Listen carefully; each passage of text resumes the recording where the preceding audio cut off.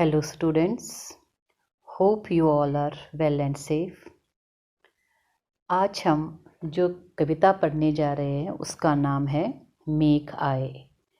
कवि का नाम है सर्वेश्वर दयाल सक्सेना।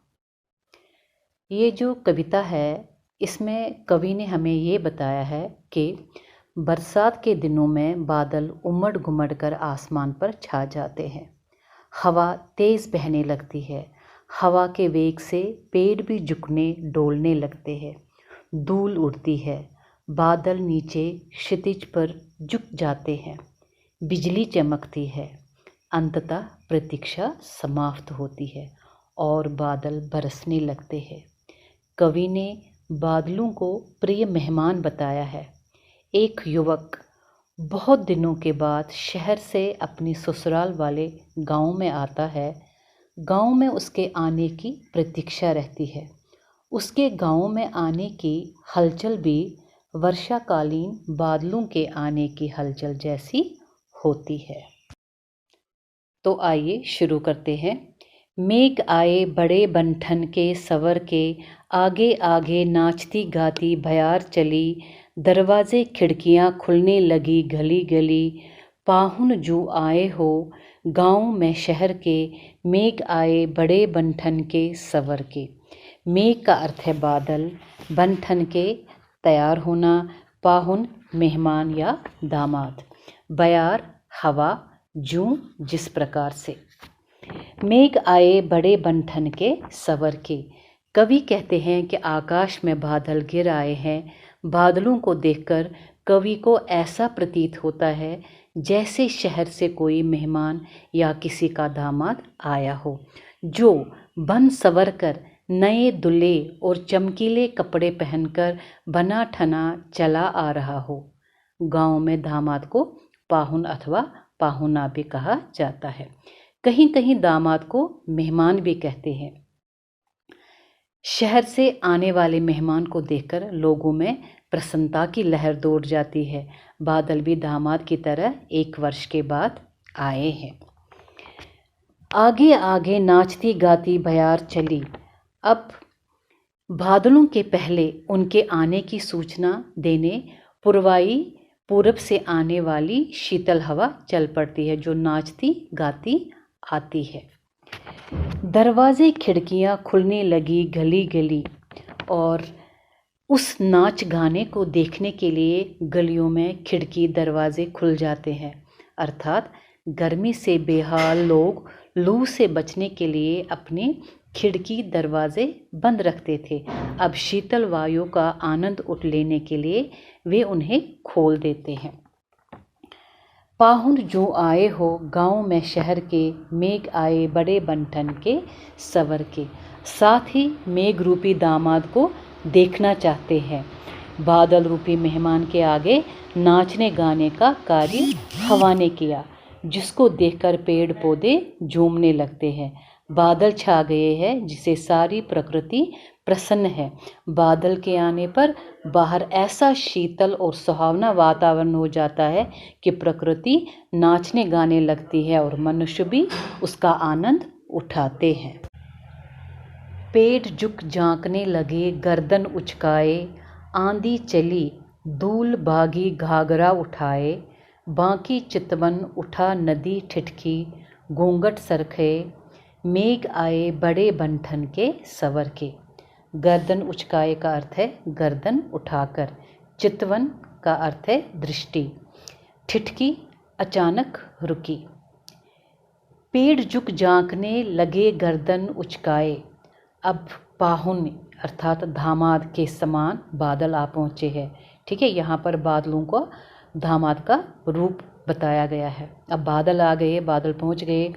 मेहमान के आने पर जिस प्रकार लोग झुककर प्रणाम करते हैं और फिर गर्दन उचकाकर झांककर देखते हैं, उसी तरह बादल के आने पर पेड़ हवा के वेग से झुके और डोलने लगे।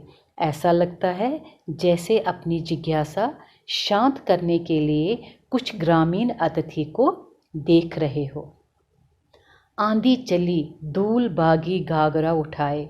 अब धीरे धीरे हवा जो है वो आंधी में बदल गई और धूल उड़ने लगी। धूल का गुबार देखकर कवि को ऐसा लगता है जैसे कोई गांव की युवती किसी अनजाने व्यक्ति को देखकर अपना लहंगा समेटकर भागी चली आ रही है।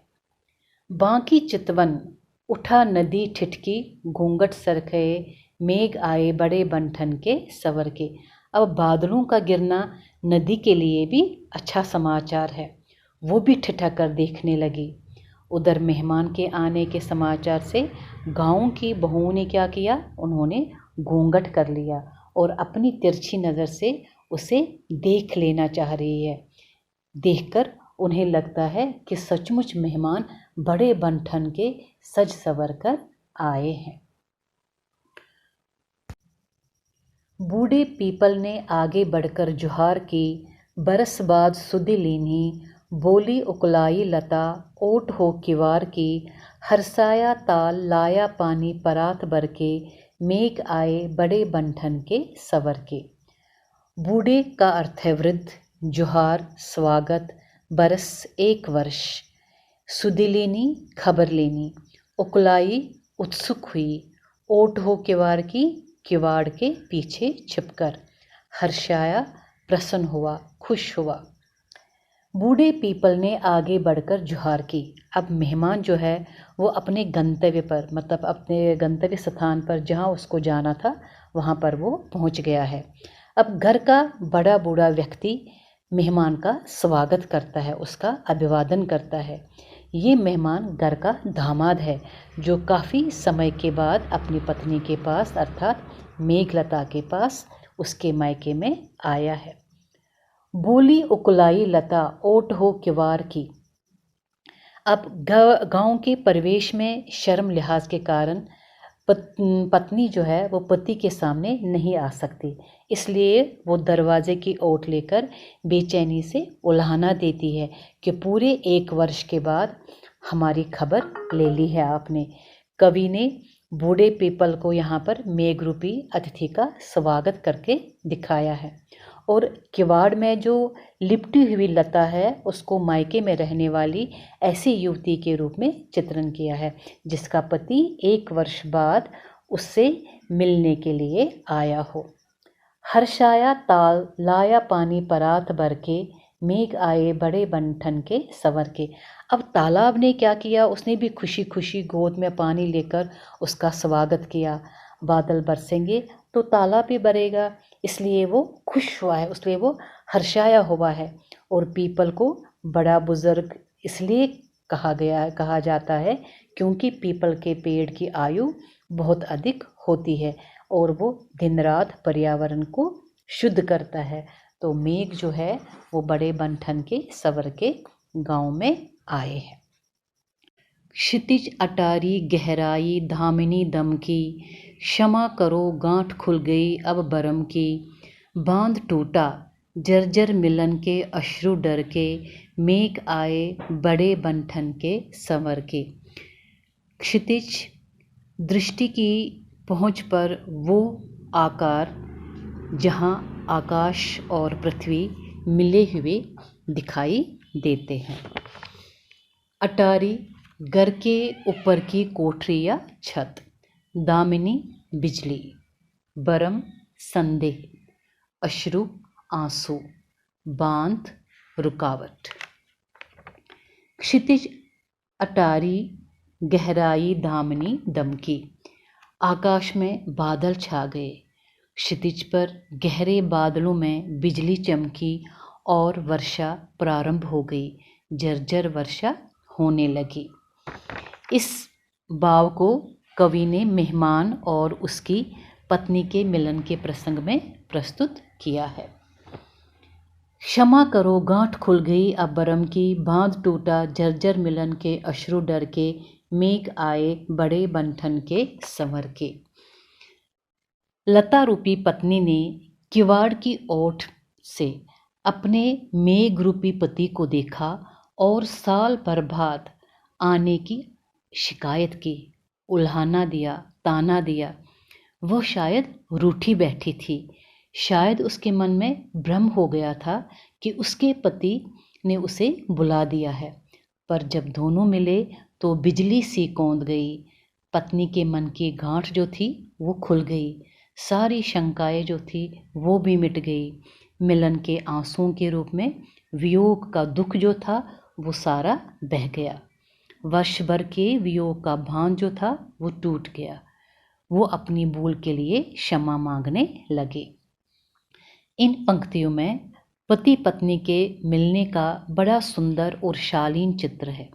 मिलने के बाद उसे पति के प्रेम का प्रमाण मिल जाता है और उसके आंसू बहने लगते हैं। मेघों के पक्ष में भी बिजली चमकने के बाद वर्षा की झड़ी जो है वो लगने का संकेत है। बादलों में एकत्रित जल ऐसे बरसने लगा जैसे कोई बांध टूटा हो। दोनों का मिलन अटारी अर्थात छत पर एकांत में होता है।